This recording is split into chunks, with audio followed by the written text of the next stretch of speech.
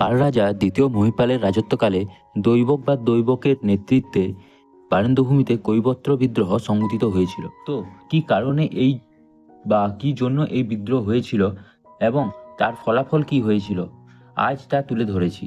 ভিডিওটা সম্পূর্ণ দেখুন এবং লাইক, কমেন্ট, সাবস্ক্রাইব ও শেয়ার অবশ্যই করুন।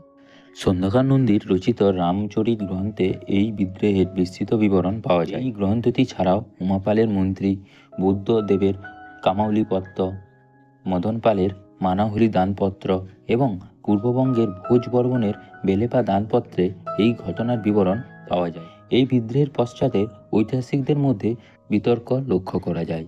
ডক্টর হরপ্রসাদ শাস্ত্রীর মতে কৈবত্র ছিল উত্তরবঙ্গের একটি শক্তিশালী ও যুদ্ধপ্রিয় সম্প্রদায়।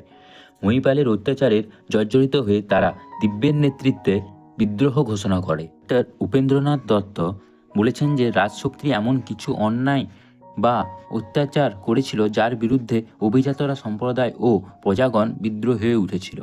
ডক্টর রমেশচন্দ্র মজুমদারের মতে বস্তুত দ্বিতীয় মহিপাল যে প্রজাপীড়ক বা অত্যাচারী রাজা ছিলেন এবং সেই জন্যই তার বিরুদ্ধে বিদ্রোহ হয়েছিল এইরূপ মনে করার কোনো কারণ নেই।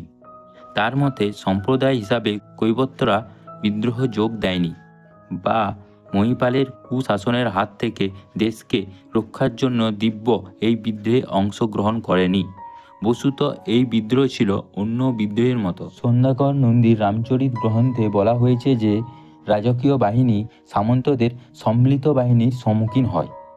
এই গ্রন্থে কৈবত্য নায়ক দিব্যকে দস্যু এবং উপাধিব্রতী বলা হয়েছে।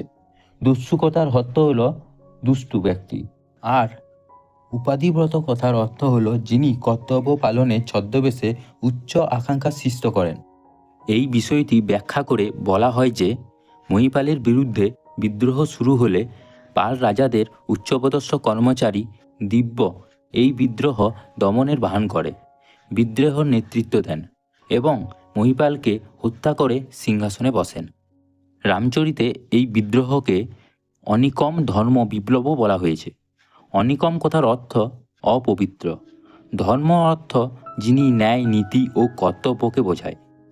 তাহলে অবশ্যই দিব্য ন্যায়নীতি ও কর্তব্যবোধ লঙ্ঘন করেছিলেন। ডাক্তার নিহাররঞ্জন রায় কৈবত্য বিদ্রোহে সামাজিক গুরুত্ব স্বীকার করতে চায়নি, কিন্তু অনেকে বলেন এই বিদ্রোহ সাধারণ লোকের, কৃষকদের ও অধিকাংশ সামন্তদের সাহায্যে এই বিদ্রোহ হয়েছিল।